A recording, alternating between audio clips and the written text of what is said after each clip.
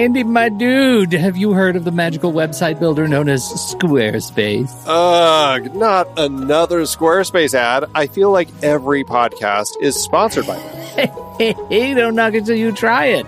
Yes, okay, it is overhyped, but actually it lives up to the hype. Squarespace is like a website fairy godmother. With a click of a button, your site transforms into a beautiful masterpiece. A website fairy godmother? That sounds interesting. What makes it so magical?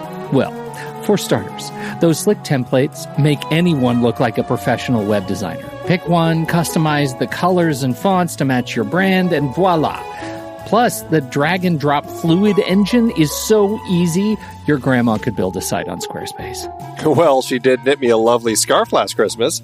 Maybe website design is next. Exactly. And when you're ready to sell your Nana's handmade scarves online, Squarespace has built-in e-commerce. Add a store with one click. Get flexible payment options. Then watch those sales roll in.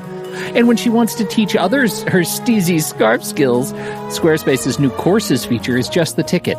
Nana can set up her curriculum and enrollments and payments in a snap and become the next e-knitting influencer. Oh, wow, you really sold me with the grandma angle. Sign me up for that free trial. Just go to thenextreel.com/Squarespace and transform your site into a beautiful Squarespace masterpiece. Well, thanks, Pete. Even though it's overhyped, Squarespace actually sounds perfect for Nana's site's needs. Appreciate the warning on the ads, though. I'll brace myself next time I listen to a podcast. Anytime. Let me know if you need any help getting that site up and running.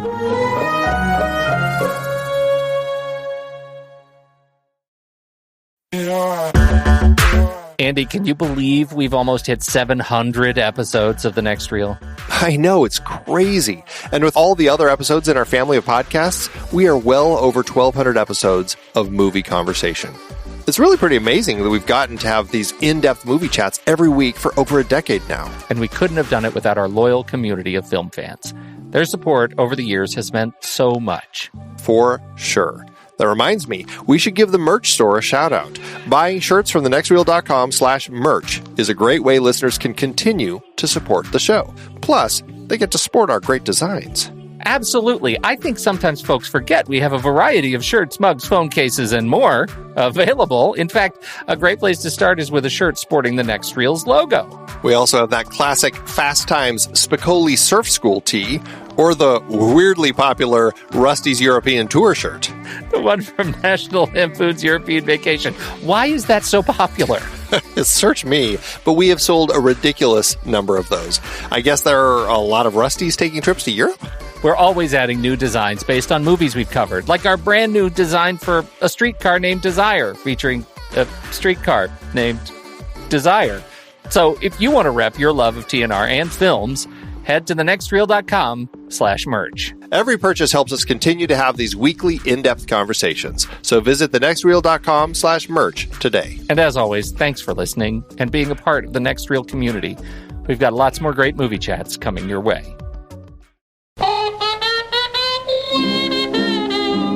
Hello, and welcome to the Next Reel Speakeasy from rashpixel.fm. I'm Andy Nelson, and that over there is Pete Wright. Speakeasy number 2! The Next Reel Speakeasy is a new show we'll be bringing to you each month, in which we invite industry guests to join us, and instead of serving up their favorite cocktails, they serve up movies that they love so that we can all talk about them. We'd like to welcome our guest to this month's show, visual effects supervisor, designer, and director Matthew Gratzner. Matt started in the art department back in 1995 with 4 Rooms, then jumped over to miniatures and effects with Broken Arrow and The Arrival, creating his company Hunter Gratzner Industries, Inc., which has since become the now Academy Award-winning effects company New Deal Studios. Working in miniatures and visual effects on many big projects, including From the Earth to the Moon, Armageddon, The Aviator, Iron Man, Real Steel, Mission Impossible Ghost Protocol, and many, many more. Matt then decided to throw his hat into the directing ring, helming the indie western Hot Bath and a Stiff Drink, along with its sequel. Recently, he's jumped into the new world of virtual reality filmmaking, helping to pioneer the world of storytelling in this new and very exciting format. Say hello to the folks, Matt. Thank you. Hello to the folks. Thank you, Andy. Thank you, Pete. And thanks for inviting me to your show. This is exciting. I'm excited to be involved in number 2 episode. Auspicious beginnings. That's right. That's exciting, and I'll do such a crappy job, it'll be the last episode. Don't you dare say that. I'm kidding. No, I'm very excited. This is cool.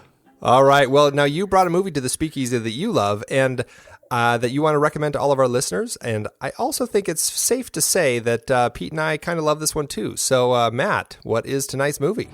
Casino Royale. I'm very excited to talk about that film.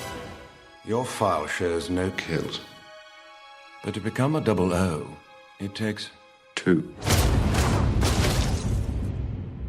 How did you die? Your contact? Not well.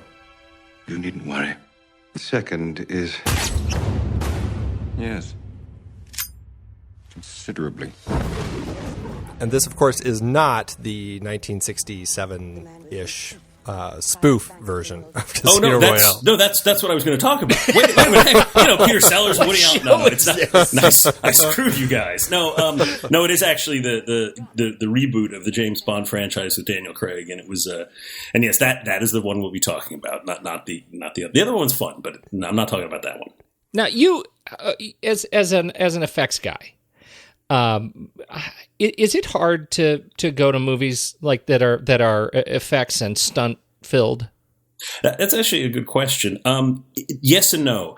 For the James Bond franchise, they could be like naked on screen throwing toilet paper at each other, and I'll watch it because I like James Bond. So it really doesn't matter. I hear that one's coming up down the line here. Maybe that. Well, after I might comment on the last one, but no. It is on a film like the Bond franchise or films that are trying to do more. Effects that are seamless. I don't really have a problem if I'm really caught up in the story. And frankly, if I'm starting to notice the effects, it is because maybe the story or the dialogue isn't good, or I'm not really engaged in the characters. Sometimes it's hard, and not because an effect may be poorly achieved. It's when an effect is really, really good, I may stop and go, hey, how did they do that? That looks pretty good. But I actually like if the films are engaging, I'll put that to the side. And even if the effects are not good, or maybe they're showing their hand too much on how they did something because it may not be as seamless as it should be, I'll actually, if the story's good and I'm really into the film and I'm into the characters, then I just ignore it and I keep watching it. But sometimes, if a film's really good and it's seamless, like you just don't care, and that's what it should be for anybody. Well, and that gets us into, I think, the first question. And talking about sort of this process and what this show is all about, thinking about why the movie that you brought to this platform is important to you. And so I've just been thinking about it all day. Like, what is it about this film that you really connect with to the point that you feel that it's a good one to talk about here? Honestly, as I said earlier, I'm a huge Bond fanatic, and I've always loved those films, and anything that even is like those films, I always sort of harken back to Bond. And I've always been a fan of the different films, and when they had the Pierce Brosnan films, and they did GoldenEye, I was pretty excited. It's a reboot, new Bond. But, there's a point where the films always sort of take this odd path, and they do. Every different Bond character, Bond actor has gone through the same process where it's a serious film with a little bit of maybe tongue-in-cheek, and then you're introducing the character. And then by the end of that actor's run, it almost becomes campy or almost self-referential or parody. And it always frustrates me because it's like you can keep telling us a solid story. You can have the tongue-in-cheek moments, but don't make it so that it's almost a comic book. And I mean, as I said, I like most of the Pierce Brosnan films, but there's a point towards the end where it was getting, especially if they'd have bizarre composites, and it really took you out of the film. So all of a sudden, he's in a parachute going down a wave, and I was like, I'm not buying any of this. But again, I appreciate the performances, and I think they're terrific actors. But what about the Casino Royale film? What was exciting about it is I felt it was a really successful reboot without it becoming a comic book, still maintaining the different tropes of the Bond franchise, but also sort of reintroducing this new Bond. They weren't when Daniel Craig was first cast, even though I thought he was terrific in Road to Perdition and a number of other pictures he was in. I always felt when I first saw that he was cast, I was like, wow, he kind of is like 009 that would get killed in the prologue. He didn't look like Bond. He doesn't have, he's like, oh, that's the guy who gets shot, and then Bond rolls him over. It's like, okay, but sort of in other films, but then they rebranded the character as this kind of more brutal thug-like character, and you see the arc of who he becomes from the beginning all the way to the end. I mean, I won't jump to the end of the film, but it's a great origin story where you see how he becomes refined, how without it being camp and without trying to, constantly winking at the audience. And both the I think that the writing is excellent, the acting is terrific, but the action really supports the story. And I never felt in the picture the action was for action's sake. And I think this goes without saying about any film. Action and visual effects should never be the forefront of, oh, look, here's this cool effect shot, or here's this really terrific stunt. It always should be, this is in support of the story. Now, it seems obvious, but I felt that every gag in Casino Royale, and I hand this, and maybe I don't know the director. I've worked very at a distance with Martin Campbell. We had helped him on a couple pictures, but very much at a distance. But if you look at Mask of Zorro and even GoldenEye, there's definitely, he has a style in telling stories visually, and I think that his action beats and how he interweaves action and character is exceptional. And he really does have sort of a thumbprint if you watch his films. And I think Casino Royale is no exception, because that opening scene is the whole movie really, to me, encompasses like the reboot of the Bond franchise and how it works. And I thought it was an exceptional combination of photography, visual effects, production, but of course, script and story, all of it combined. It's I don't want to say it's like a perfect movie. I mean, every movie has its, flaws and moments, but there's never a point where you're watching it, or for me at least, where I'm like, I don't buy that. It's like, no, it's. I think it's really well done. That's why I just like the film. I think it's very well done. Well, and then to your point, I was nervous about Daniel Craig too, but I'm nervous about every Bond transition. I'm just kind of panicky like that. And this movie, I think, took exactly a minute 30 seconds to convince me that I had no reason to fear. Right. And I think it's the same thing. I didn't really understand it at the time, or I didn't think about it in this light until I saw The Force Awakens. When you see what Abrams was trying to do with the Star Wars franchise, I think they were doing with the Bond franchise, which is a certain degree of reclamation of the property, which, we're going to take ownership in a new direction and try to do something different because it's gotten to this other place that we're collectively not all that happy with. Sure. The thing that worried me the most, I think, is that they brought back, even Martin Campbell, sure. And I actually, I know Andy's going to raise a fit about this. I actually really liked GoldenEye. It's not that I don't like GoldenEye. No, you have your words. You say it's the next best. Extreme, but I actually really quite liked GoldenEye, and I wasn't a huge fan of many of the Pierce Brosnan, certainly not as much as some earlier ones, but I was nervous that we have Martin Campbell, we had Neal Purvis, Robert Wade. I mean, we have these guys coming back who, right. Granted, but are those the right guys to really reboot? Right. I think so much of this.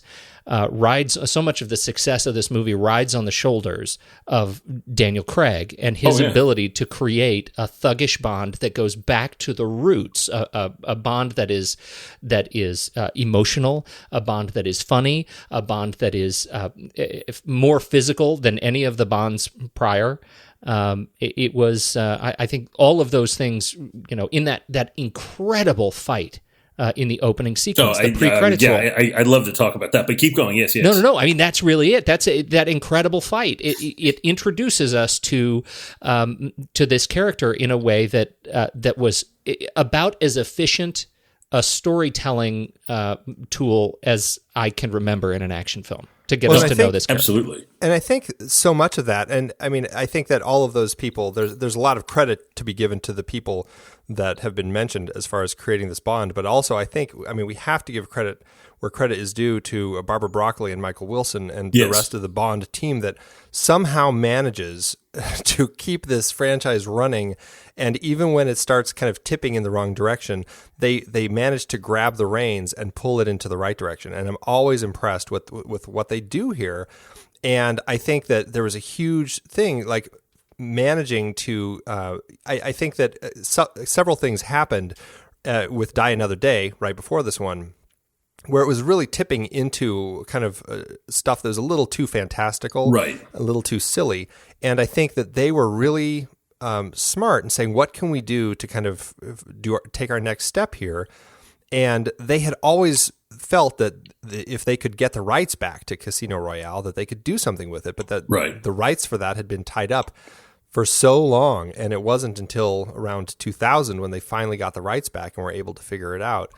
And then weirdly, I learned this, which I didn't know, that they had, while they were trying to sort that out, they had Purvis and Wade, the screenwriters, start developing a spin-off movie of Hinks, of Halle Berry's character, that was going to be a very serious tone, and it was going to be really kind of the same tone that we ended up getting in Casino Royale. And it was the tone that they liked so much when they were developing that script. And that's what really drew people in. And finally, and the book, my understanding, I mean, Pete, you read some of the book. I've never read the actual book Casino Royale, but I hear that it actually is really gritty, and it has the same tone to it. Oh, you've read it too? No, but I was talking to a friend of mine who has, and we were actually talking about the film a few weeks ago, ironically, before I said I was going to talk about it on the show. And we were talking, I said, and then you talk about the scene where he's playing the testicular piñata where the guy's tied to the chair. That's in the book. Yeah. Like, that was in the book. And I thought, you're kidding me. Ian Fleming wrote that in the book. And like, yeah, when he's in the chair and being tortured by Lashif, that's in the book. And I thought, wow, yeah, it's pretty gritty. But that to me was encompassed how well, how good the storytelling and how confident, I should say, they were in taking the risks, because here's a scene that could either be laughed at if it was done wrong, or was just really brutal without actually, because it's all implied. It's not like you're having to show some close-up of him getting beaten up or cut, or because, not to go off on tangents, but like in Spectre, if you've seen Spectre, there's a scene he's in this sort of torture chair, and there's a Dremel like drill thing drilling into his skull or his neck or whatever. And I'm like, I don't need that. You can imply it, but don't go to the point where you're watching like Saw. I don't need it. Yeah. Well, and what's so beautiful about that is Lashif actually explains why that is so stupid in this movie. In his speech, it really is just the most simple things. Right. We just need simple things. So great. Yeah. But it is. But the brutality of the film, I think that one of the advantages of this film, or what I love so much, is, you'd referenced Force Awakens, and I'm certainly not going to go down and talk about that film. We're not talking about that film. However, what I thought worked well with this film was they did reference their own mythology, but without it seeming like they were winking at the audience. When Bond because the movie, as I said, it's an entire arc to how James Bond becomes James Bond. And so when he is just the section chief, and he kills that guy in the beginning, and he has to have 2 kills, and so you see this just absolutely brutal fight in a bathroom. He beats the heck out of this guy, and then he says, it's 2 kills. He says yes, and then you cut to him when he kills the guy, and when the guy picks up the gun and you turn, he spins just like he does in every Bond film and shoot, and now all of a sudden you're looking down the rifled barrel of the gun and the blood comes down. But it's not like, quick, let's do the old Bond circles across where he's a target. It's like they worked that into the story, and so you knew what that was, but it wasn't such a wink to the audience where it felt like, you're just giving me what I want. I mean, and they did that throughout the entire picture, from the fact that he had an Aston Martin and all the other gags, without it becoming, as I said, cliche or almost campy. And I thought that's one of the things about the film. They just took a lot of risks, because they did do a lot of things, from the fact of casting Daniel Craig, who's sort of against type, to all the things he's doing and the brutality. It's remarkably easy to read the book and see Daniel Craig now, I think, in terms of casting. It was really beautiful. One of the things that I think is interesting that is in this movie, I think it connects pretty well with his portrayal of this. In the book, I just want to read a quick passage, or a couple of quick passages. Against the background of the luminous and sparkling stage, he's in a casino now. Bond stood in the sunshine, or walking out of a casino, I should say, stood in the sunshine and felt his mission to be incongruous and remote, and his dark profession an affront to all his fellow actors. He shrugged away the momentary feeling of unease and walked round and back to the back of his hotel and down the ramp to the garage. He's on his way to get his car. What's so amazing about this, to me, this is peppered throughout the book. It's that sense of him learning how to be cold, right? And that's something that I think Daniel Craig does really well. I mean, I think he really executes that well. The only other thing that I thought was interesting is this passage. Bond's car was his only personal hobby. One of the last of the 4.5-liter Bentleys with the supercharger by Amherst, VA. He had bought it almost new in 1933 and had kept it in careful storage through the war. It goes into so much more of his personal detail, his personal effects, the things that you don't imagine James Bond even having. right? That we get to see much more of his kind of background, and that gets into his relationship with women, Right. and of course we get into his relationship with Vesper, and I think if there is a shortcoming for me in this in his relationship with her, it's that it happens practically in a microwave. Right. There is this, it's just rollicking, fantastic action film, and then we have the relationship stuff, and it feels just kind of shoehorned in there. Insofar as I adore her character. She is a strong female lead in the film. Oh, absolutely. That doesn't have to be strong in the way that she happens to know, kung fu. She is dominant because she's brilliant. Yeah, no, absolutely. Right, she can hold her own, and I think that is the thing to celebrate with her relationship here. And I sort of wish it were a little bit better articulated throughout the film. I just feel like it's just hammered home in a very kind of almost ham-fisted segment. Well, that falls to the fact that it's a relatively short story. It's one of these. It's true. It's a movie love story. I mean, they fall in love in an instant, and over the course of, I don't know, a couple of days or whatever, how quickly it is. All of a sudden they're madly in love and running off together. Except, first of all, I agree with you. I mean, the challenge is you've got this story that has certain beats and certain moments in the pacing you've got to hit, and it's hard. Otherwise, you can't make a 3-hour film. But when they're on the train, and it's actually probably one of the best written sequences in the film, and they're sizing each other up, when she walks away and he smiles, that's where it starts. Yes. I mean, so if you look at the subtleties, I'm not disagreeing that it is very quick, and it is kind of like, okay, quick, we got to get to the part where they fall in love and everything. But if you look at the subtleties of the relationship and how he's playing and how the two of them are playing off each other, it is actually strung throughout the second they sort of meet, and particularly when they size each other up, because, and again, it's very hard to say, but maybe the character of Bond at this point had never met a woman that piqued his interest intellectually in that point, and who also happened to be attractive, so that kind of played into that. But no, I agree. It's hard. It's hard in a Bond film to work that out. And the challenge is you're trying to show the brutality of this guy and who he is, but then of course he falls for her and then kind of loses perspective, and she dupes him in a way, and she steals the money and all that. Yeah, I mean, really, it ends up being 20 other Bond films where his prior relationships had been nuanced and teased out, and here they're giving us all that backstory. Oh, absolutely, and it was good, and even another thing that I thought was really, really well done, very trivial to throw away, but they're in the car and he's talking about that they're married, and he says that her name, and he's just screwing with her name is Stephanie Broadchest, and he's like, give me that, and it was great because that was such a throwback to obviously Pussy Galore and all the Dr. Goodhead from Moonraker, of course, and all these films. So it was great because it was a throwaway, but again, it wasn't like, oh, let's give her the name and everybody will laugh. It's like he's making the joke, and so again, all of that stuff I thought was well done, and she played it off well, and it wasn't like she wasn't some airhead, but at any rate, but I thought it was pretty great. Yeah, and I do like that. I mean, as a couple, they do end up going through a lot of emotional turmoil together. Oh, yeah. And I think that's another thing that really, for me, does actually make for a strong relationship. And maybe it's the speed relationship, two people falling in love because they went through an intense experience together sort of thing.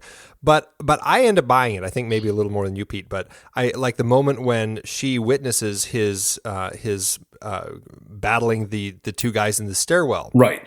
Which I think is a fantastic stunt scene. Just brutal. And she's, stuck in there as this whole thing happens and ends up helping him at the end. And it puts her into a state of shock. And I love how she plays that. And I love that scene in the shower when he comes and helps absolutely. her. Through that. Well, it's so touching and it's beautiful. And it wasn't, the thing that was so great, it wasn't like this cliche movie moment. It's like, oh, well, she's an accountant, but she can understand when two guys get brutally murdered, and she'll just be what? No, she was shocked. She couldn't deal with it. It was really hard. It was an emotional impact. And then he realized, well, even though he's numb to those situations, because usually he's 50% of what's going on in a fight, he realized the best thing he could do was try to comfort her. And I thought that was actually very believable and realistic, because in really 99% of all action films, somebody would witness something like that, and then the next scene they're drinking coffee and like, well, that was great. What else to do? Not even reacting, where she really did react. So they didn't make her. They might have made her larger than life in her intellect and her snappy comments, but they didn't make her a superhero, which I thought was pretty great. If there's any female character I I had a small issue with. It was Le Chiffre's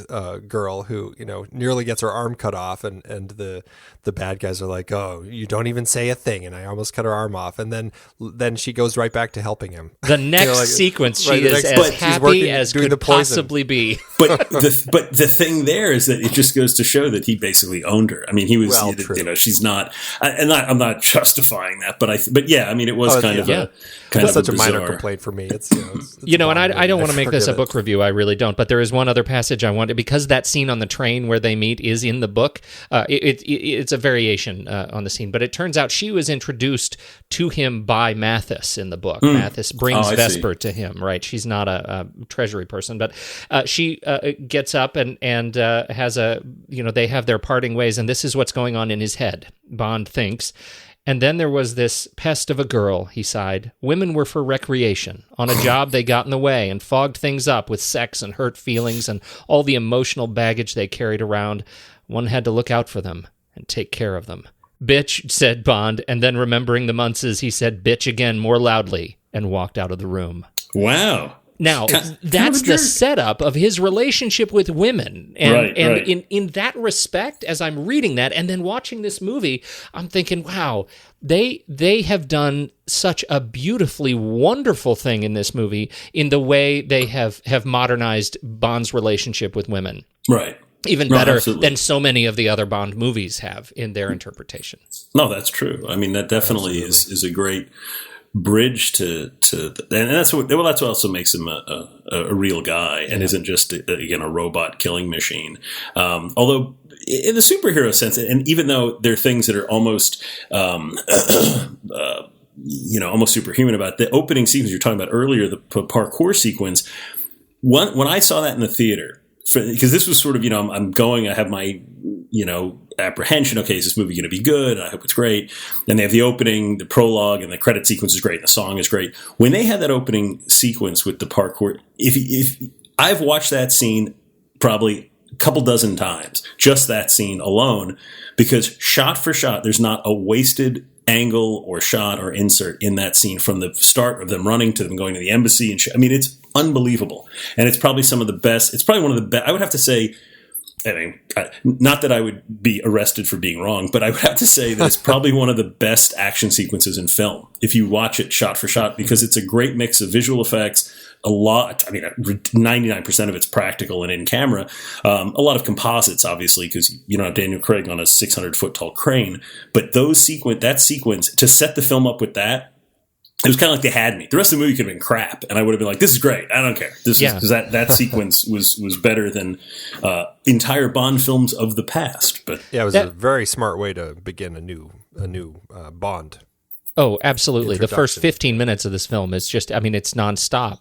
And that's the thing I was, as you're watching that particular sequence, I'm thinking to myself, and you already said it, 99% of the sequence is practical, but, so any of the CG stuff that's done in there is largely related to, removing wires. It's removing wires, painting out stuff. There's I think, and I could be wrong, because sadly, I know the miniature work in the show, but I don't know all of it. I think there's a sequence, when the pipes drop, or there's in the explosion when the gas tanks drop from that one worker. I think that's a miniature, if I'm not mistaken. It's like a 1/6 or quarter scale model of the stuff blowing up. But yeah, it's not. They're not doing digital Bonds. They're not, and I don't even think they did face replacement, because that wasn't at its peak at that time. Although it's been around for a bit.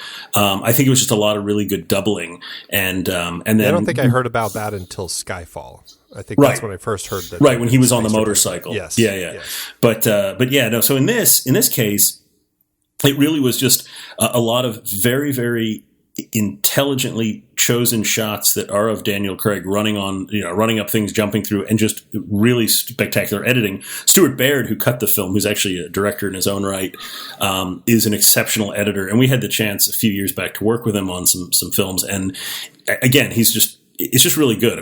Everybody is at the top of their game on this picture. It's not like there's one this wasn't that great. It's like every single department is really doing their best. Well, absolutely. While we're talking about the stunt work, I was going to ask you what the real highlight sequence of this film of the film as a whole is for you, but it sounds like you just described it. The opening sequence by far is. I mean, everything's of course the scene with the fuel truck when they're going to ambush the airplane, or to blow up the airplane is terrific, and I mean all those scenes are really, really well done. The end, of course, is great, but the parkour sequence in the beginning is good, and I think what makes it so damn good is they very intelligently, for life of me, I can't remember the name of the actor, but the guy they put as the bomb maker is a guy who does parkour. So it's not like, we're going to cast, Michael B. Jordan as the terrorist, and then we'll double him with a guy. It's like, no, they just got the guy who could do this. Stunt actors are often are cast, but it was cast so well because you're never at a point where you don't believe it. So because this guy is doing all his own stunts, when Daniel Craig is doubled, you don't think about it because you already see the other guy. It's a great misdirection. So you're always showing the one guy doing all this stuff, and you're like, well, of course Daniel Craig's doing it because this guy's doing it. So because it's a good sleight of hand. And what also works so well about that specific opening is you not only have all the violence of it all, which again there's nothing great about that, but it's tempered with these sort of bizarre human error moments. Like there's a scene where the terrorist or the bomb maker, does this kind of leap up through, it's it's a vent shaft that's open in a wall, and he kind of lifts himself and just seamlessly, just without touching the wall, feet first sails through it, and Bond follows by busting through the drywall. He just runs through the wall, and it got a laugh. I remember in the theater, everybody laughed, and I thought that was a really great moment. And then, of course, go to all the way to the end. So you see all this mayhem and all this craziness. He goes in the embassy. He's shooting at people. That, he shoots the gas tanks, explodes, blah, blah, blah. He finally gets what he's looking for, information. And there's a bomb in the backpack. Like, after all of this, the button on the sequence is he pulls out a bomb, and you're like, and then he gently puts it down. Like, is that it's going to make a big difference? Now it needs to be handled easily. But I thought that was a great gag because it wasn't done for slapstick or just cheesy comedy. It was done because, he's established he's a bomb maker, so maybe he would have had that. But then you go through, so of course you think back to the whole sequence, the fact that it didn't go off. But I thought those kinds of moments, or those moments, are very true to the sort of Bond, mythology where, again, you're not doing it as a gag. You're not winking to the audience. You're with Bond going, yeah, that would have been bad. And, he pulls it out. So I want to talk about Dame Judy Dench. Sure. This is the film. I think the first film that I get a sense for her as a character, really fulfilling her, this sort of not the boss role, but the mother role. Right. Well, of course. And I think that has been something that past Bond movies have aspired to. The other 6 movies had sort of aspired to. I should say 3 or 4 before this one. But I don't think they really fulfilled. I think their chemistry on screen, particularly the sequence where they go to see the dead woman in the hammock, right. Where they have that conversation, and the conversation about you be honest with me. You knew I wasn't going to let this go. She said, well, you got to, I think you be you, essentially. Right. Is that relationship that I have always wanted between James Bond and M. Oh, absolutely. And, well, what's terrific is that she's who promoted him. So she has a sense of responsibility, and the fact that he breaks into her house and the absolute regret of, well, what was I thinking? I shouldn't have promoted you. It was too soon. This was a mistake. But she does believe in him, and she does know. So there's a certain maternal relationship in that respect because she does care, and she doesn't. She says, you've got to be more than a blunt instrument, because she believes that he will do the job he needs to do. And then the arc being at the end when she's like, well, now you can't be distracted. Now you've learned your lesson. Like, in other words, I've taken you through this process. So no, I thought that the relationship there was exceptional, and I thought it was great that it was sort of, I felt the strongest portrayal of M from Judy Dench in all the films. Well, what's also great about her in this film is that she's, aside from teaching him that lesson about not being emotional and getting attached to things, there's a huge story element about the bigger picture here that she's also kind of teaching him, and it seems to be almost an equal struggle that he doesn't see things for the big picture. Right. He kills the bomb maker. Right. And he doesn't see that they wanted to catch him so that they could get information from him. Right. And it takes him a while, and it's not until the end when, he finds out, why didn't they kill him and all that, and it's all because he is just, he's a pawn in this whole thing, and Le Chiffre is kind of a pawn as well, but he's got information, and that's why they would welcome him with open arms, and that's why Mr. White comes in and kills him. And like, there's so much more going on, which I think is so fascinating for a Bond film, because usually you have this big bad that he's fighting, and in this one you don't. You've got this extra layer of bigger stuff that's happening. And I think that Judi Dench is a great person to kind of be the shepherd for that element as well, kind of saying, look, there's more going on here. And as a parent, I mean, I think that there is that great relationship here, not just about the emotional side of things, but also about, it's almost like the wisdom of being a spy that she's also helping him with.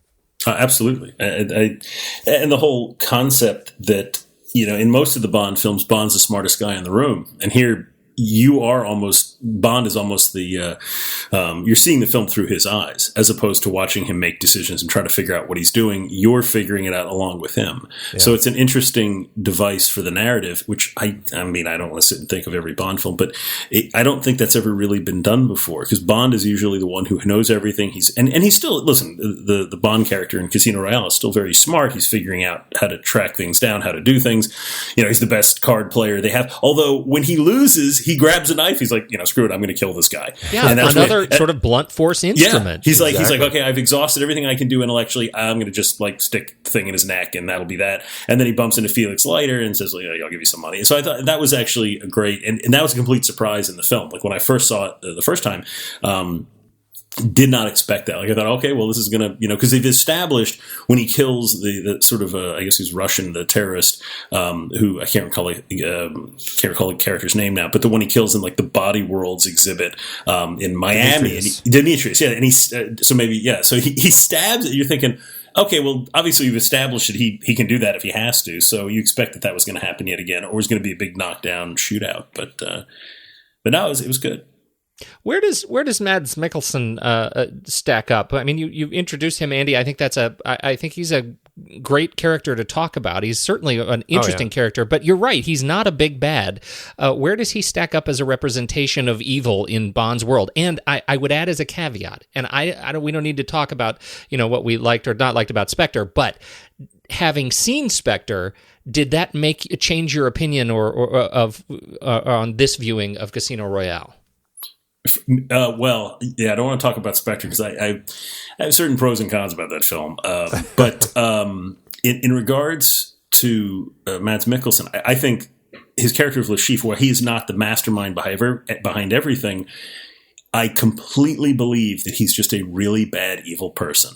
And he doesn't have to be, even, of course, smacking a guy with a rope in the lower region doesn't hurt. But in regards to how he stacks up I actually think he's a terrific villain in the film because he's never a parody. And that's always a challenge with Bond villains, because as soon as you're bald, have an eye patch or a scar running through your eye, and you're petting a cat, you're screwed. Especially, I mean, he even bleeds out of his eye. But that was such a great, that and the fact that he was asthmatic and he's got the inhaler, but the bleeding out of the eye was so good because for Mads Mikkelsen, I think is actually quite a terrific actor. And you buy, he's so understated in the film. It's never like hand-wringing, like I'm going to open the floor and you're going to fall into the shark tank. It's always like, even when he had the people on the boat at the beginning of the film and he says, show my guests out, in 5 minutes, show my guests out or throw them overboard. Like, I don't really care what you do. Just get these people out of here. And the biggest thing about his character and how he plays him is there's never bravado. It's just very straightforward because obviously he's supposed to be extremely good with numbers. He's like an accountant in some respect. So he's not somebody who's going to sit there and tell his master plan. He's not going to do a whole, monologue about how he's going to do this or that. And I think that he works as a villain, even though he's not the mastermind behind all of it. Obviously, Mr. White is that connection. He still is just a really bad guy, to the point where he's losing at cards and he's like, I'm just going to poison this guy. That's what I'm going to do. I mean, he's bad, but he's not like diabolically bad. He's kind of like a thug. But you know what's so really great about it that we never would have seen? I don't think we ever saw in a previous Bond film. We never saw the guy set up as the big bad being threatened. And here he was threatened twice in a significant way. Right. And we got to see Mads Mikkelsen demonstrate what it means to be a guy who is in terror for his own life and also be the bad guy. Like when he goes back to that card table, he goes back to that card table with an air of desperation that we don't get from other Bond bad guys, I don't think. Well, because we set it up because he failed on there's a whole terror attack on the airplane, and he failed on that, and then was like he lost this guy's $100 million, so he's screwed. Which, by the way, that shot of the plane is like is 100% that when you're in the hangar. I mean, I just throw this in there. When you crane down into the hangar where you see this massive, I guess it's supposed to be the predecessor of what's now the A380. That's 100% in camera model shot with just composites of people walking around. It's fantastic. Wow. It's like a big scale model hangar, model lighting. There's nothing in it except they comped people walking around. I mean, I'm a fan of those sort of in camera techniques that you never call it out as an effect shot. It looks like holy.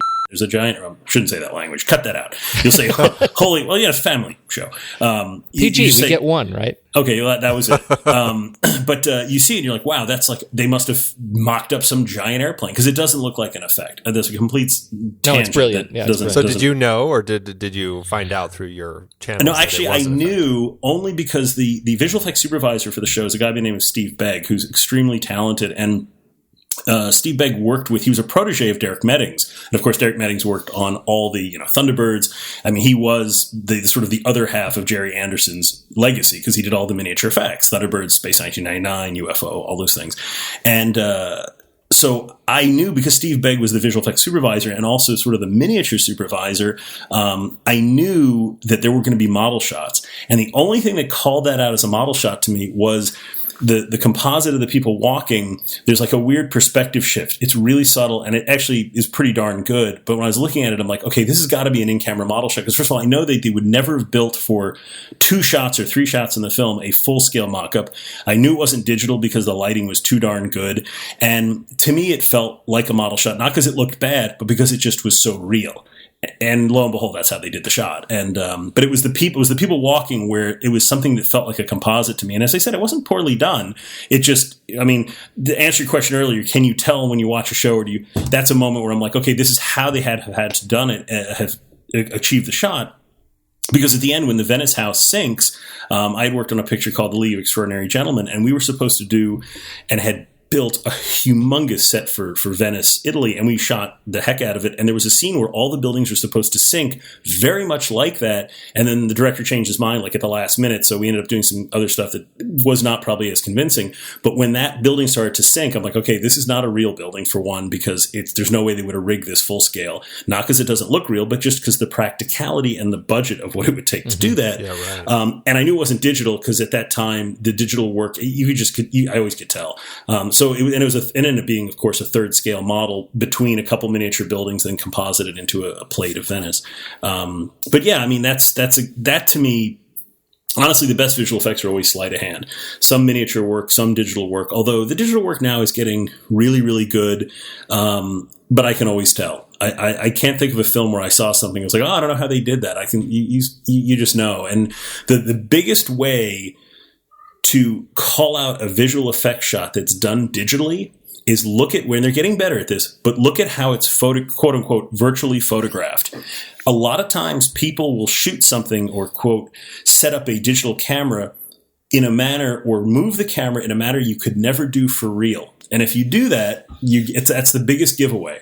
One of the things you could tell when shots are done is where the camera starts swimming around or you're going through things. Audiences pick it up, not because they're like, oh, that doesn't look real because it's digital. It's because in their brain, they're like, I don't know how. It takes you out of the film, because if you watch a film that isn't photographed like that, and then you have a scene where all of a sudden you're doing something with a camera that's basically impossible, that's what really calls a lot of those shots out. And the fact that in Destruction, and they're doing a lot of digital destruction now. There used to be a point where we would do a ton of, obviously, miniature effects and then even photographic elements. And now they're doing a lot of it digitally. And some of it's really good, but some of it still doesn't have the correct gravity or inertia that you would expect if it were real. But anyway, that's neither here nor there. Well, and it really does all boil down to the storytelling, I think. Because Absolutely. Same thing with like stop motion animation. Stop motion has never looked real to me.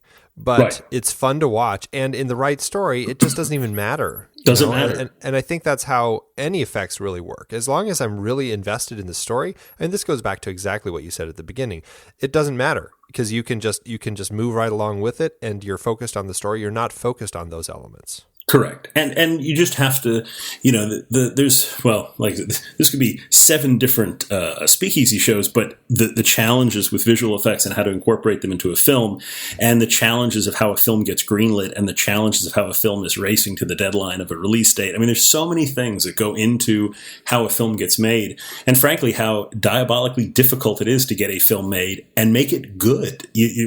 Starting with a good script at least gives you a good chance you'll have a good movie.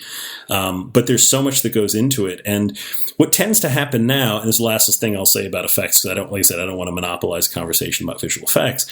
But the biggest challenge that effects has is most people, pretty much everybody I talk to, I do a lot of lectures and I'll talk in schools and public forums and that sort of thing. And the audience knows that stuff is starting to look very cartoony. The fully animated films, I don't mean a fully animated, Pixar stuff is terrific, but the fully animated visual effects that are in live action pictures, people can pick out. And they talk about, stuff doesn't look like it did in Blade Runner or the first Jurassic Park or what have you, because it was a mix of all these techniques. But the studios won't do those techniques anymore because practical effects mixed with digital, I think, is a terrific solution.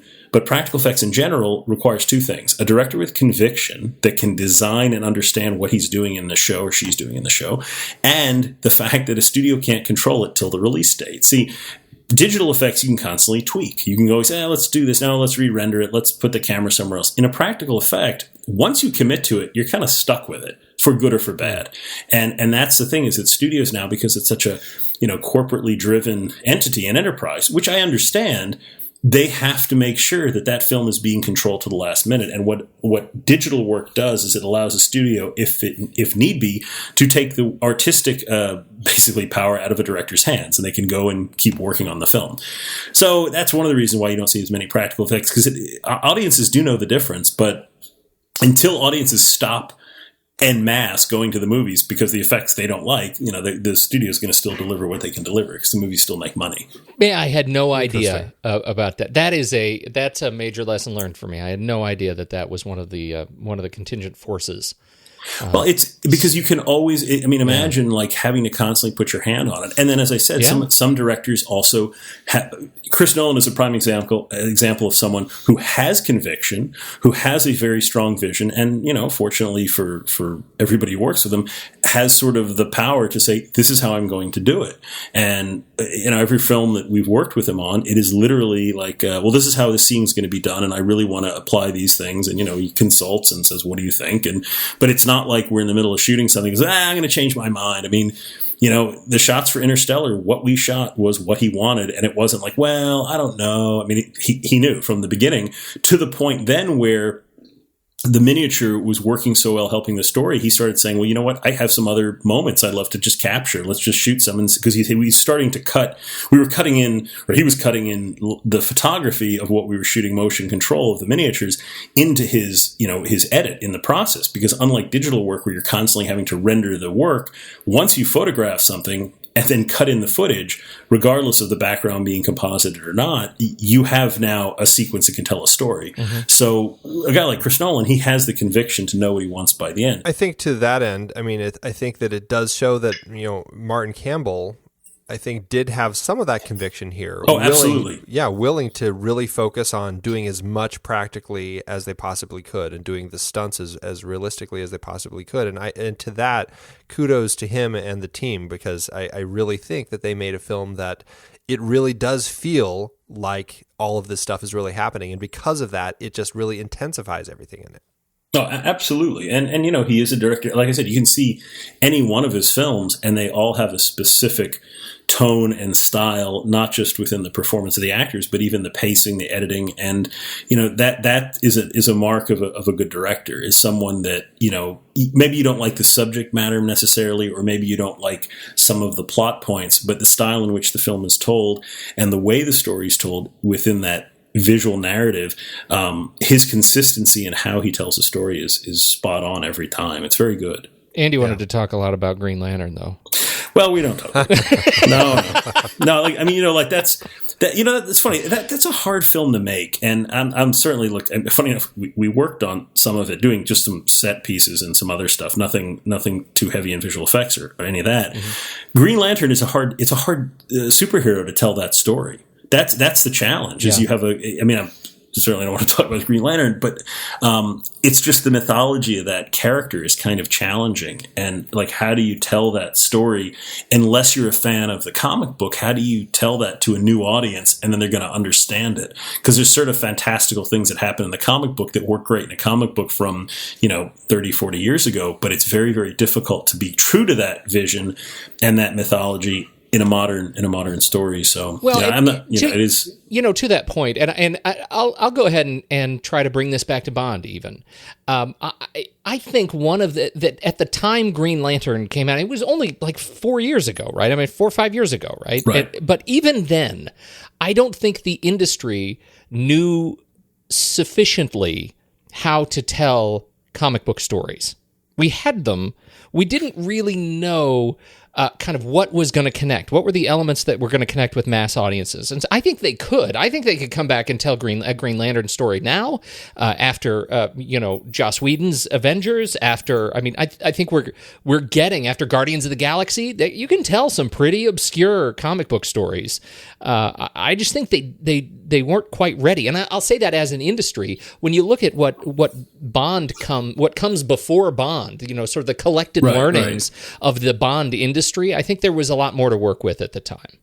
That's true. I mean, it's also, it's challenging because one of the things that Marvel has is they have a certain autonomy because they did so well with Iron Man, and Iron Man was, obviously their first foray into this, that they had the ability to really have this autonomy of how they're going to make the films. And, Green Lantern is Warner Brothers, which is a big studio, and you have a lot of, listen, I can't speak to why the film worked and didn't work or where it did. I mean, it's just, I've been on enough films of that scale where, it's just a different world. And that's the thing, it isn't the Hollywood of the 1930s or 40s where you had filmmakers that were also, or studio heads that were filmmakers. Now studios are publicly traded companies, and you have executives that have to make sure the shareholders are happy and they have a certain level of profitability. And it's a different machine. And that's why it's always hard when people start talking about how, in the good old days, well, it really wasn't a good old days. Because there's the old time filmmakers. Right. I mean, even though the studio system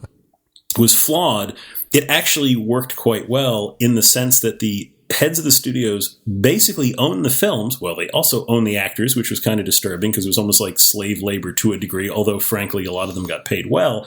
But they really had the control. Directors in the golden age of Hollywood, once a lot of directors didn't even go on to the editing process. Like the film went back to the studio, and then they would do what was called retakes, where they would reshoot scenes that if they didn't work. And a lot of times that wasn't even the same director. So, because the studios were the one putting up the money and dealing with the distribution. And so in some ways it hasn't changed. I think that what's changed is that the people who are running the studios now are not necessarily, and some are very good at this, but some are just not filmmakers and they're more business people. And, but it's, I'll say this, and we'll go back to Bond, but filmmaking is a subjective art, and it is one of the most ridiculously impossible things to put in a business format, because you can have a movie that has a terrific script, great actors, great director, and it just isn't clicking with an audience because of the general social awareness of what an audience is thinking at that very moment. I've seen films that came out that I would have never thought would do well, and they did extraordinarily well. I saw films that were really great, and they didn't do well because it's just the timing was bad. You can never put your money on anything unless it has Han Solo and Chewbacca in it, and then you're fine. But aside from that, it's nearly impossible to hedge your bet on a film because it's so subjective. And I think the reason that Star Wars, and it's getting some backlash because they're saying it's just really a remake of New Hope. But I think that they purposely made it very retro and very nostalgic because they knew they couldn't lose with that. And as a corporation that Disney just bought Lucasfilm for a decent amount of money, I think in general, I think they made a very, very smart decision by doing what they did with it, because I think if they explored anything that was too far out of the realm of the narrative that people know, I think it would have been too hard of a leap. But they wanted the original movies, but But that's another story for another day. Well, and tying it back to Bond and going back to, Barbara Broccoli and Michael Wilson, I think that, I don't know if it's true, but you could say that they did kind of pull from the Bond playbook and say, look, sure, you get the right team of people to shepherd something and kind of keep it running.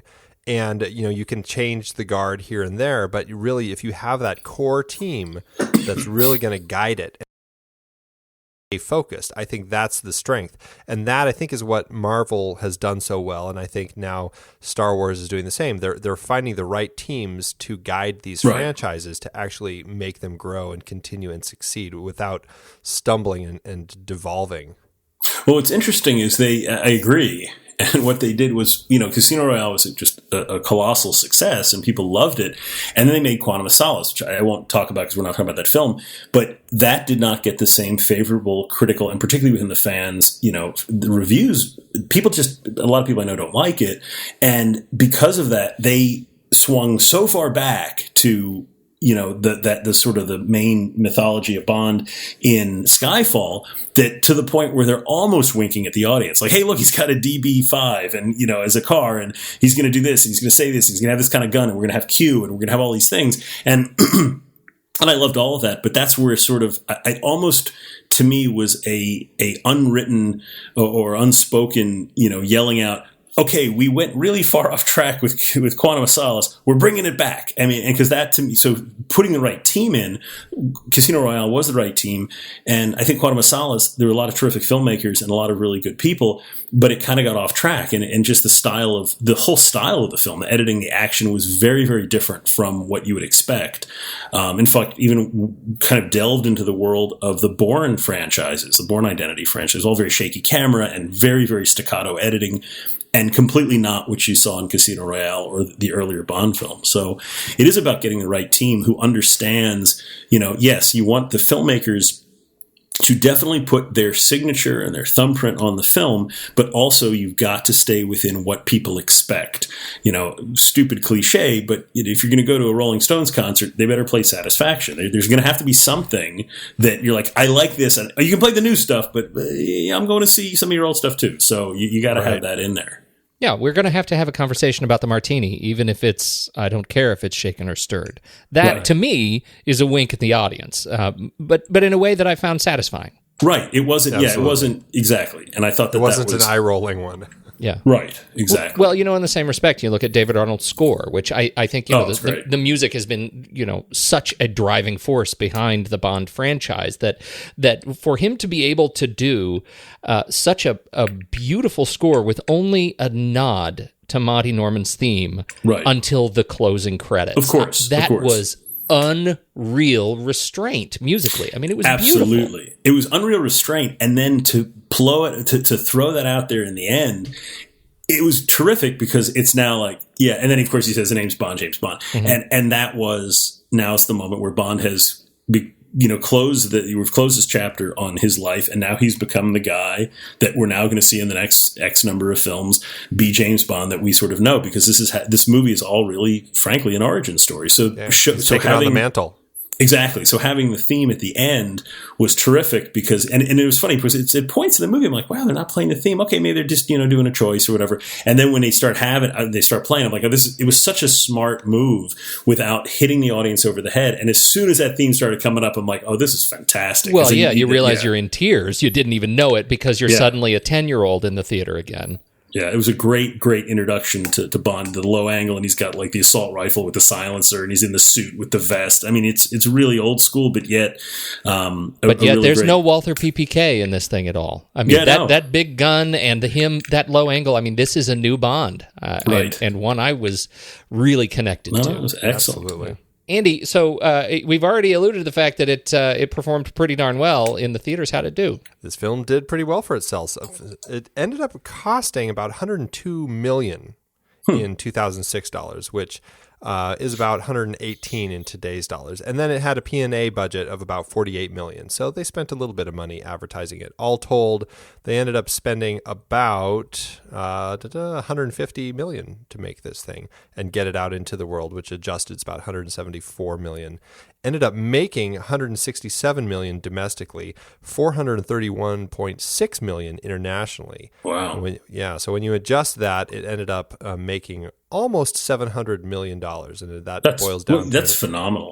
Oh, it's great. Yeah, absolutely great. Yeah, it's an adjusted profit to cost of almost 4%. So they made a nice chunk of money. It's about $3.6 million adjusted profit per finished minute. So fantastic. Good job with this one. That is a beautiful way to start the Daniel Craig era. And I think it's I can't remember. I didn't look at the numbers. I should have, but I feel like I don't know about Quantum of Solace, but I feel like Skyfall and now Spectre have both kind of shot up above this one. Isn't that right? I think Skyfall did better than Spectre, and I know it did better than Casino Royale.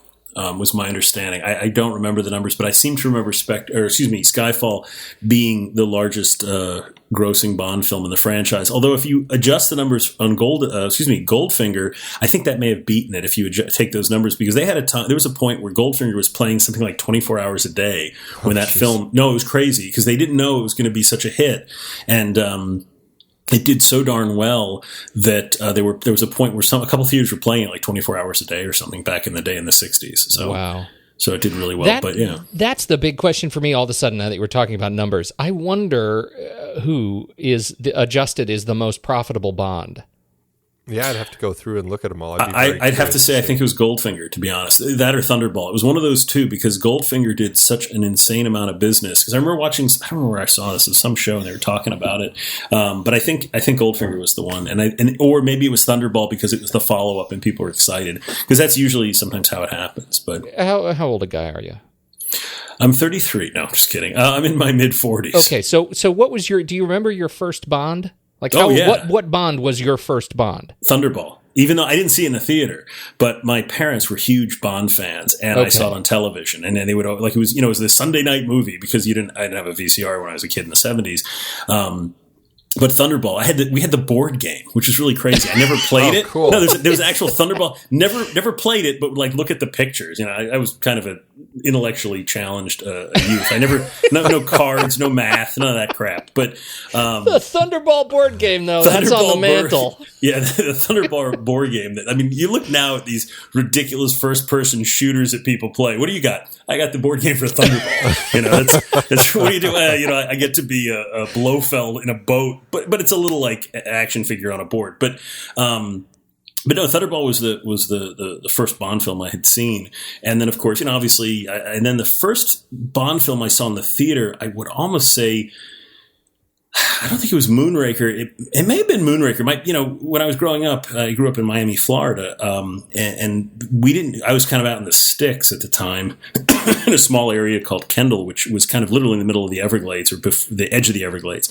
And we used to go to drive-in movies. My parents would always take me to drive-in movies. So I didn't see a lot of movies as a young kid in the theater. All the films I saw as a really young kid, from the ages of 0, well, really 4 was the first film I'd ever seen, to 8 were in drive-ins. And the first film my parents ever took me to, and this really totally crafts and frames exactly my mentality, was Blazing Saddles. My parents thought this was a good film for a 4-year-old. And apparently it was, because I remember going, and I remember specific scenes, seeing it sitting in a car in a drive-in. Oh, that's beautiful. So funny. Yeah. That's beautiful. I think mine was, Andy, do you remember yours? Mine was You Only Live Twice on VHS over at a friend's house. Or it was parents' night, and all the parents were watching it, and the kids got to watch that one. So it was very exciting, and I loved it. That one's awesome because Roald Dahl wrote the script. Really? Right, it is awesome. Is that true? Yes. That is true. Oh, I didn't know that. Yeah. That's amazing. Mine was definitely VHS. It was Spy Who Loved Me, which I didn't see in the theater. That's when I fell in love with the franchise and had to go back. Dad was also a big fan, and so I was probably too young to see them all at the time, but we did anyway. What are you going to do? I think my first theater, I don't think I saw one in the theater until A View to a Kill. So it was quite a while before I actually went to the theater to see one. Oh yeah, no, it was For Your Eyes Only, or Moonraker. I think was the first one I saw. No, I didn't. I wouldn't. I would have been too young for that. It would have had to have been later than that. For Your Eyes Probably Only. Octopussy. That or then For Your Eyes Only, I think, was after the next one after Octopussy, if I'm not mistaken. The other way around. For Your Eyes Only, and then Octopussy, then View to a Kill. Right. Yeah. Yeah. Anyhow, okay, so I think at this point it's time for us to rank it. Yes, it is. Are you familiar, Matt, with Flickchart? I'm not. All right, here are the rules. Andy and I have talked about a lot of films on this particular show over the last 4 years, and every week we go to the website flickchart.com, and what Flickchart does is it is a brutal, the brutal decider, where it just gives you your current movie that you're talking about now Isn't today. the brutal decider George W. Bush? No, It is run by a George W. Bush AI construct that allows us to just put two movies side by side, the movie we're talking about tonight and one of the movies that we've talked about in the past. It does not discriminate with genre or period or anything. Interesting. And all you do is choose. And I think it will probably run through, I don't know, what does it usually do, Andy? About eight or so? And It's something like that, It'll land Casino Royale somewhere on our Flickchart list of top films. Now, there are no rules. You'll hear a pairing. It may be, let's just say, Casino Royale versus The Sound of Music, and you have to decide which one's better for you right now. So those are the rules. If we hit a movie that you have not seen, I find that hard to imagine. But if we hit a movie you have not seen, don't worry about it. Andy and I will do that ranking. And luckily there are three of us, so we actually have a tiebreaker. So I'm supposed to. I will tell you which one I like better. That is the deal. Which one would you pick? We will come to a decision about where Casino Space Royale Smash sits. for movies. It is. It's like Tinder for movies. Swipe that's right. Delightful. That's great. That's right. All right, Andy, shall we begin? Let's do it. So first up, Casino Royale or Oh Brother, Where Art Thou? Oh, that's impossible. That's like that's like saying, do you like the taste of an apple or getting hit on the head with a bat? Or that's actually completely the worst analogy. No, that makes no sense. No, because I love both films. Yes. I think Oh Brother Arthur is an absolutely terrific film. I can't rank that. I can't say which one's better because they both are so different. You know, Yeah, I think they both satisfy totally different different needs. And I'm a huge Coen Brothers fan and have had the good fortune to work on a couple of their pictures. So, I honestly couldn't tell you which one's better because it's like, what's a better action picture? Okay, well, maybe Casino Royale. Which one is better regarding maybe absurd character development and musical? Well, I have to say, Oh Brother, I don't know. I can't. It's hard. I hear you. I absolutely hear your pain. We sometimes call these the Flickchart hate crimes by pairing two movies that are both so good. And sometimes it just comes down to this: which one is easier to just put on and watch? And for me, at this point, I'm going to have to go with Casino Royale. And I am too. You know, it makes it easier for you because now it doesn't matter which one you pick. But it's just one of those things where it's like, what is the? Yeah, I mean, I sometimes look at it. Which one would I put on first? Which one would I? Which one makes me laugh more? I mean, it's always kind of a little arbitrary. I think that's what makes it fun. It's like trying to put these lists together. But yeah. I'm gonna have to go with. I think I have to go with Zardoz. I think we're gonna pick the. I'll pick the most absurd. You can't start cheating now. I'm gonna throw in movies that don't even make sense. Honestly, that's it. I'm at a draw because if it's a matter of what's the easiest to put on and watch, okay, I would say probably Casino Royale for no other reason that. It's a pretty straight up story, and it's something. This can sound ridiculous, but it's something you kind of zone out watching because you know the action, you know the beats. But I really like Oh Brother, Where Art Thou? So now, did you plug this into this flick chart? And now it moves us to the next ranking on our list. So now we just go to the next film. Well, what did it say? Well, Casino Royale beat Oh Brother, Where Art Thou? So now it moves up on our list. I mean, got it. Yeah, and so it'll just keep moving up until we, until something beats it, and then it'll fall down a little bit. Yeah, fall down a little bit. Right. All right. So what's the next rank? The next one is Casino Royale or The Curious Case of Benjamin Button. Casino Royale. Yeah, Casino Royale. I can't.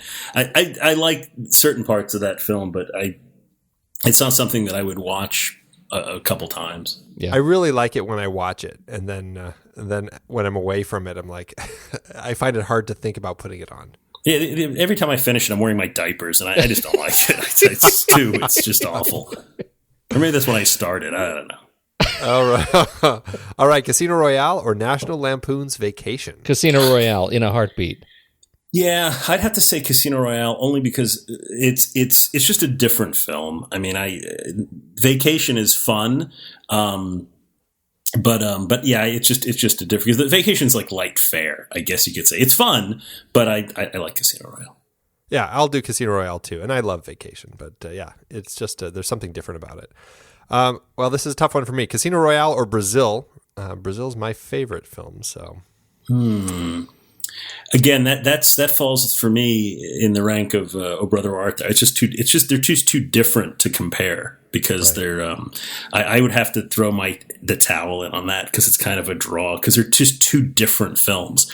But if it had to go back, putting it in and just watching and kind of zoning out, I don't know, maybe Casino Royale. But I haven't seen Brazil in a long time, so right now would be let's see Brazil, because I don't know, what did the diabolical machine say? Well, we haven't done it yet, because we have to vote. Oh, that's right. Sorry. Andy, are you you're doing Brazil? I'm doing Brazil. I'm gonna have to do Brazil too. They made a sequel? I'm sorry. Brazil as well. I got you. Yes. Yeah, there's some studio executive who's listening going, wait a minute, let me write that down. Wait, Brazil sequel can do that? Let's get Terry Gilliam on the line. He'll jump at the chance. All right, Casino Royale or My Favorite Year? Oh, our last Speakeasy. Oh, that was last month. I'm going to go Casino Royale. I don't really have a hard time with this one. No. I adored My Favorite Year. I think it's a terrific film. I did too, but I'll go Casino Royale as well. Yeah, I got to be Casino Royale as well. Yeah, I'd have to say those three. Okay, Casino Royale or Delicatessen? Oh. I'd say Casino Royale. I worked with Jean-Pierre Jeunet on Alien Resurrection, and I like his films. The City of Lost Children are great, but Casino Royale, it's just, again, they're entirely different pictures, and it's kind of hard to compare. But that's what I'd have to say. I would say Casino Royale. I love Delicatessen, but I'm going to go with Bond. I would too. I'm going to do Casino Royale, even though I'm chuckling inside at the bed scene right now. Oh, sure. Oh my goodness, that's a good film. All right, Casino Royale or Snowpiercer?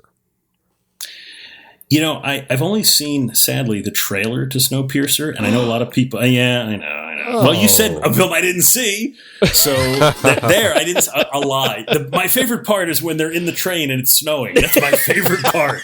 I didn't see the movie, so. All right, so it's down to us, Andy. I'm Casino. Yeah, I think I am too. As much as I love Snowpiercer. Yeah. All right. So does the machine is the machine agreeing with all these choices or no? No, the machine is a diabolical, emotionless, automaton. It just tells us. It gives us our insights that we didn't even know we had. Got it. Well, that's good. It's like politicians. Exactly. Right now. That's good. It's like a ranking chart. So we pick it's single one, elimination. It jumps it up 50%. Gotcha. It puts it up against 150% from there, and it kind of keeps doing that up and down until it kind of finds a place where it thinks that it's going to land.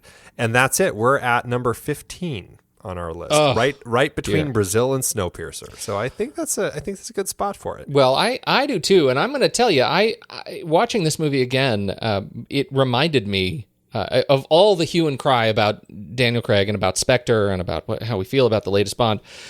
This film reminded me why Daniel Craig is my favorite Bond.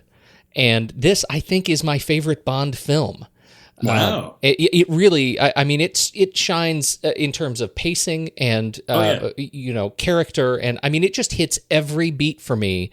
And that doesn't even begin to talk about the incredible stunt work and right. It is the perfect Bond for me, and that's it. I'm on the record. Well, I'd have to say. It's neck and neck between this, and only because this was what gave the Bond every bit of its mythology and all the tropes. Goldfinger is neck and neck for me, the two best. Because if you haven't watched Goldfinger in a long time, and I almost picked that film for this show, but I went with Casino Royale just because of the fact that Spectre had just come out, and Bond is a little bit fresher in everyone's mind, or at least Daniel Craig. But Goldfinger is actually a really, really well-structured film. There are scenes, obviously, there's like rear projection and things that take you out of it because it may be some dated kind of effects or looks or what have you. But it sets up everything, even the stuff that's in Casino Royale is set up in the style and how the character is a bit in Goldfinger. So to me, I would say it's neck and neck. Those are my two favorites out of the franchise. All right, I take that as a good recommendation. I need to go back and watch Goldfinger again. It's been a long time. Yeah, Goldfinger has always been my favorite until this, and now, just like you, it's always been neck and neck between these two. There are some dated elements in that sometimes I'm like, I wish that didn't happen in Goldfinger, but for the most part, it is such a solid film, and I really enjoy that. So these two have always been my two faves. Well, what's funny about Goldfinger, and this is where, and like I said, we're not going on the Spectre, pros and cons, but Spectre has a torture scene, and in Goldfinger, it's the bit where he says, you expect me to talk Goldfinger? He's like, no, I expect you to die. You to die. Yeah, and it's great because here you are setting up the guy who's going to monologue, like this is the whole thing.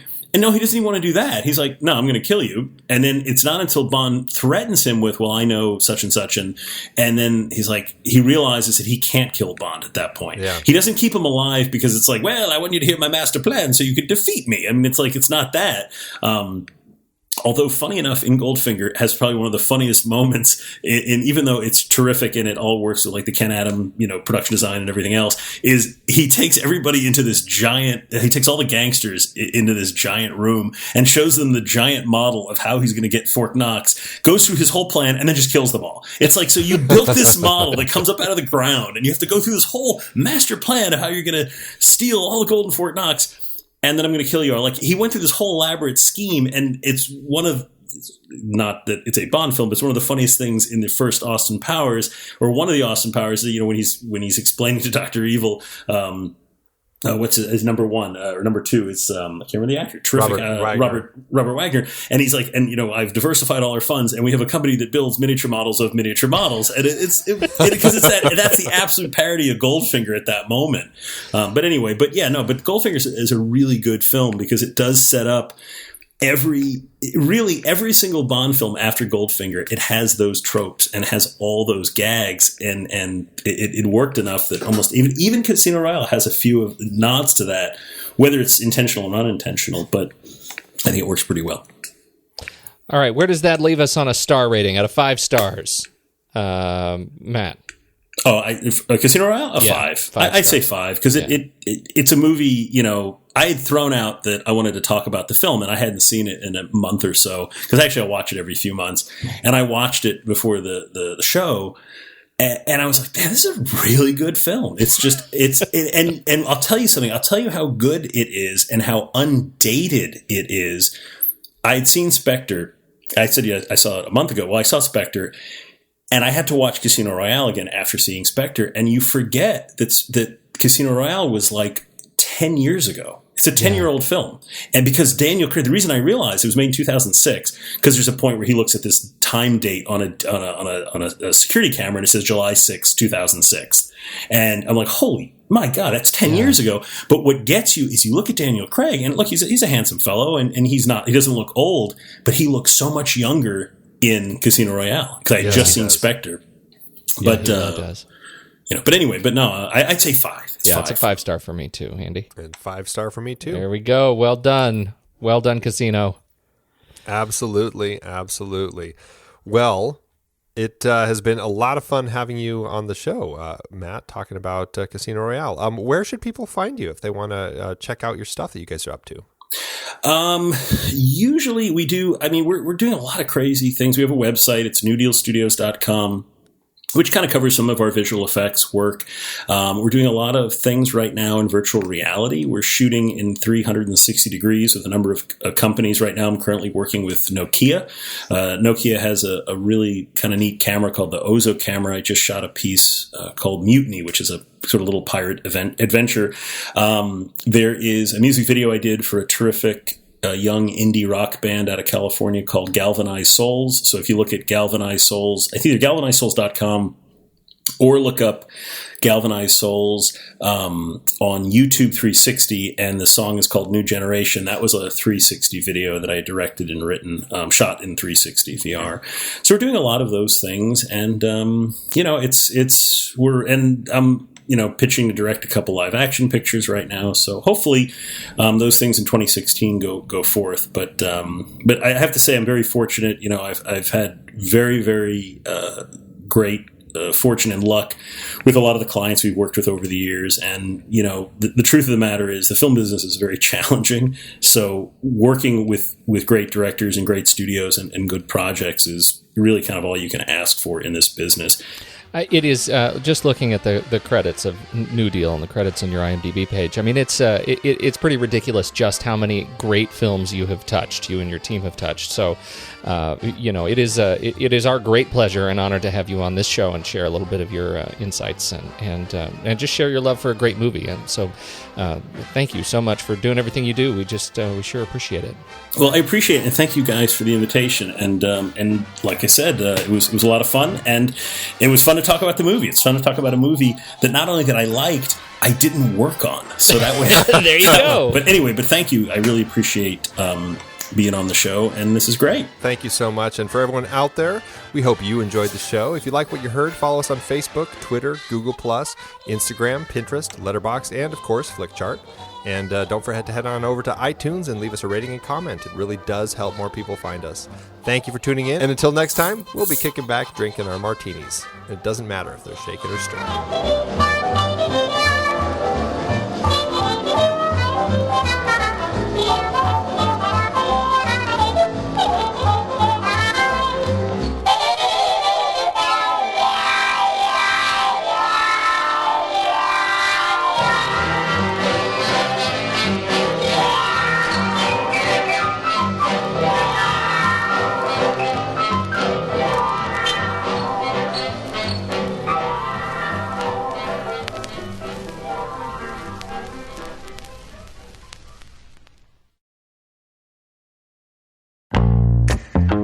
I love having these wonderful chats on movies we like with all these industry guests talking about some of their favorite movies. So many great conversations on that show about so many great movies. We have so much fun having these conversations, but producing the show week after week does require a lot of work behind the scenes.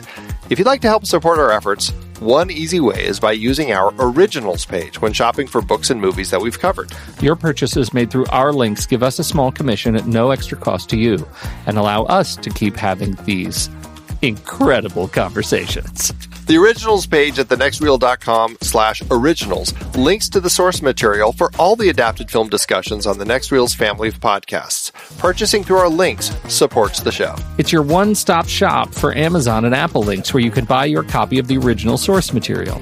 Original material for movies we like, movies like Casino Royale, The Silent Partner, Never Let Me Go, Silver Linings Playbook, There Will Be Blood, based on Upton Sinclair's Oil. I believe it's Oil! Oh yeah, I forgot the exclamation point.